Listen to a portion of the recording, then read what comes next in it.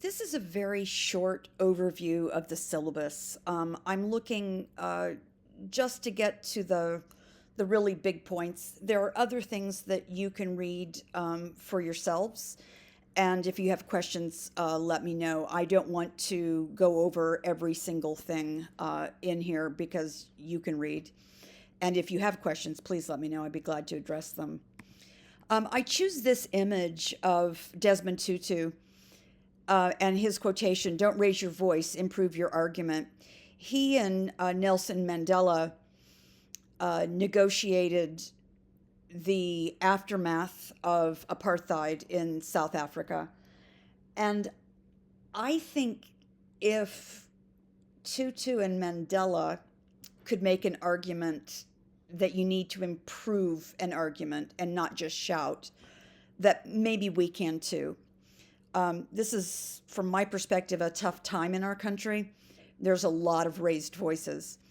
I would really ask us to think about the quality of arguments and the benefits and harms that these arguments can do and can cause in our culture. And I just challenge you and myself as well to make better arguments.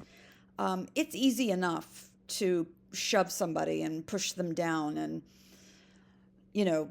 use a baseball bat on them, whatever image that you want to bring to it. That's easy enough, and it happens all the time. We can also just, by caveat, change the rules and be cruel.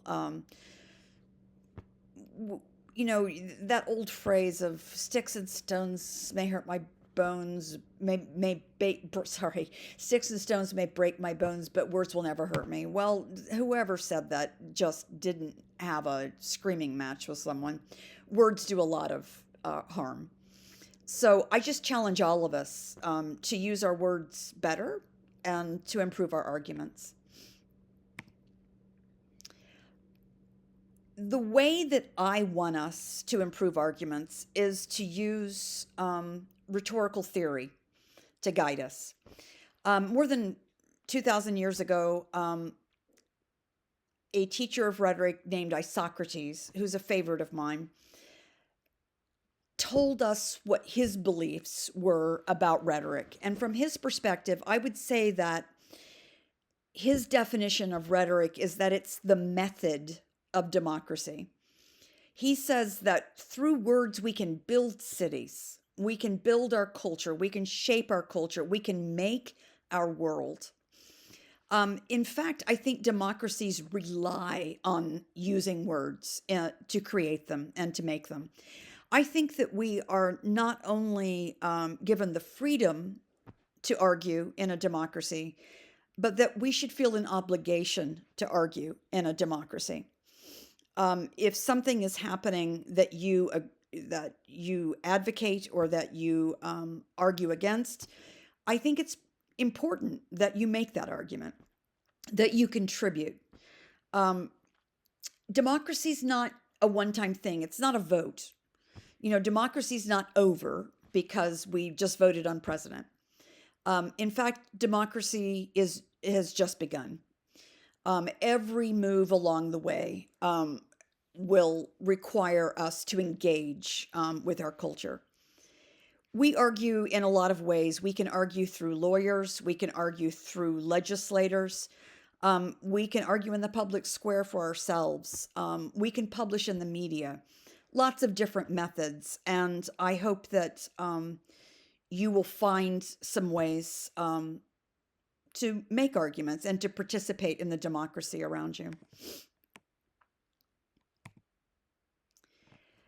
Course information in terms of assignments and materials. First, you do not need to buy anything for this class. Any reading material will be provided to you online, and I will be asking you to go out and find some material as well in terms of supplementing what we're doing. The overarching thing that I want you to be aware of is that I believe in revision, and I believe that to my core. Writing is revision. we can always improve on writing. All writers can improve.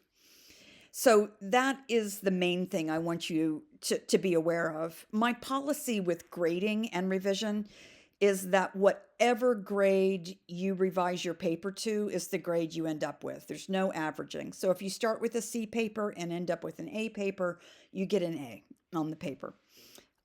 So you've got that.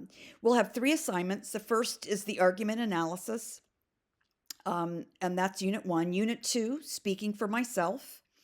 And Unit 3, a problem and proposal. It's really 2 papers. So 300 points for Units 1 and 2, and then 400 points for Unit 3. That includes all of the smaller tasks inside each of these assignments. I want you to know that I don't assign busy work. The work that I give you to do is scaffolding to help you write your paper. If ever you doubt or have questions about how the thing I've asked you to do, say on a discussion board, helps you, reach out and I can explain to you what my thinking is behind that. I encourage you to ask questions. We will start with analysis. Then we'll move to your making an argument of your own. And then third, I want us to look at a problem and then propose a solution for that. I am very open to your interests. We have a diverse class with diverse majors, and I suspect that you will have very individual and unique issues that you want to work with, and I encourage that. I'm delighted for that. I know that most students say they write better when they're writing about something that they care about. The last slide here is about office hours, and I just want to be really clear about these. I have lots of times that I can meet with you. I will make a commitment to being available on campus Mondays and Wednesdays from 11 to 1 for office hours. So you can find me in my office then. In addition, I will be available to you Tuesday from 12 to 2 via Zoom. Sometimes on Tuesdays, I'm actually on campus. However, you can email me to find another time. Some of you have full-time jobs and you need a time at 5:30 or 6 in the evening. If that's the only time you can meet, we can work something out. For any of these office hours, you can always meet with me virtually. Even if you're in the library, if you want to have a Zoom instead of coming to my office, that is just fine.